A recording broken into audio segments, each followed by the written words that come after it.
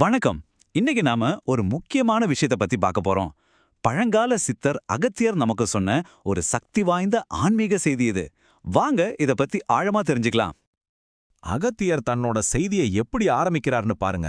ரொம்பவே நேரடியா உலகத்தோட தற்போதைய நிலைய பத்தி ஒரு கடுமையான அவசரமான எச்சரிக்கையோட ஆரம்பிக்கிறாரு. இந்த செய்தியோட ஆழத்தை புரிஞ்சுக்கிறதுக்கு முன்னாடி முதல்ல இத சொல்ற அகத்தியர் யாருன்னு நாம தெரிஞ்சுக்கணும் இல்லையா? அவர் ஒரு மதிக்கத்தக்க சித்தர். தமிழ் கலாச்சாரம் மற்றும் பாரம்பரிய மருத்துவத்தோட தந்தைனே சொல்லலாம். சரி வாங்க, அகத்தியர் சுட்டிக்காட்டுற முக்கிய பிரச்சனை என்னன்னு கொஞ்சம் ஆழமா பார்க்கலாம். அவர் அதர்மம்னு சொல்ற ஒரு விஷயம் எப்படி உருவாகுதுன்னு பார்ப்போம். இப்ப நீங்க பார்க்கறது ரொம்ப சுவாரஸ்யமானது. இதுல ரெண்டு எதிரெதிரான சக்திகளை பத்தி பேசுறோம். ஒரு பக்கம் தர்மம், அதாவது நீதி, ஒழுங்கம், சரியான பாதை.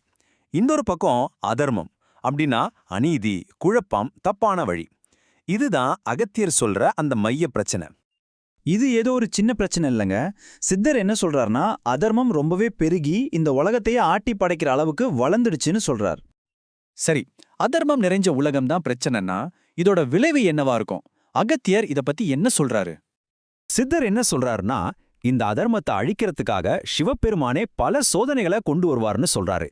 அதோட ஒரே நோக்கம் இந்த பூமியை தூய்மைப்படுத்துறது தான். அப்போ இந்த சோதனைகளோட முடிவுல என்ன நடக்கும்? பாருங்க, இந்த வரிகள்ல எவ்வளவு தெளிவா சொல்லியிருக்காருன்னு. நல்லவங்களுக்காகவே ஒரு புதிய தூய்மையான உலகம் உருவாகும். சரி, பிரச்சனை இது, விளைவு இதுன்னு பார்த்துட்டோம். அப்ப இதுக்கு தீர்வு என்ன? இந்த மாதிரி ஒரு சவாலான காலகட்டத்துல நாம என்ன செய்யணும்னு அகத்தியர் சொல்றாருன்னு பார்க்கலாம் வாங்க. அகத்தியர் ரொம்ப தெளிவா ஒரு 3 விஷயங்களை நமக்கு சொல்றாரு.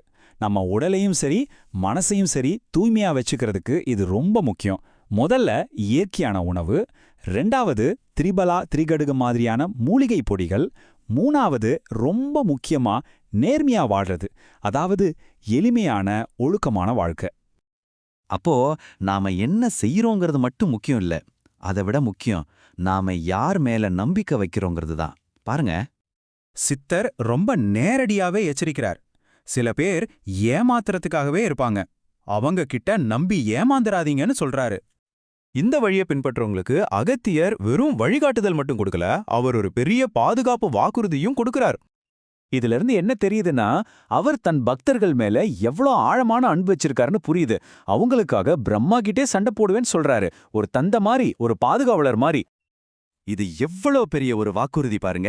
எங்களை நம்புனா போதும், உங்களை நாளும் சரி கோளும் சரி ஒண்ணுமே பண்ணாதுன்னு சொல்றாரு. உண்மையான நம்பிக்கை ஒரு கவசம் மாதிரி நம்மள பாதுகாக்கும். இது ஏதோ பழங்காலத்துல சொல்ல செய்தி மட்டும் இல்ல.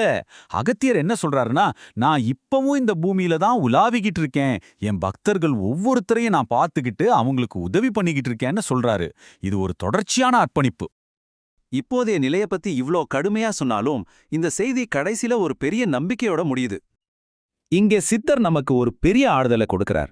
ஆமா, இப்போ உலகம் இருள்ல இருக்கலாம், ஆனா இது நிரந்தரம் இல்ல, நிச்சயம் நல்ல மாற்றங்கள் வரும்னு உறுதியா சொல்றாரு.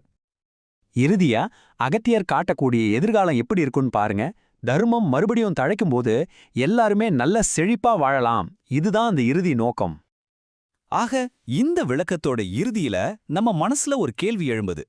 நிச்சயமில்லாத இந்த காலகட்டத்துல தர்மத்தை பத்தின இந்த பழங்கால அழைப்பு இன்னைக்கு நமக்கு என்னத்தை கத்துக் கொடுக்குது?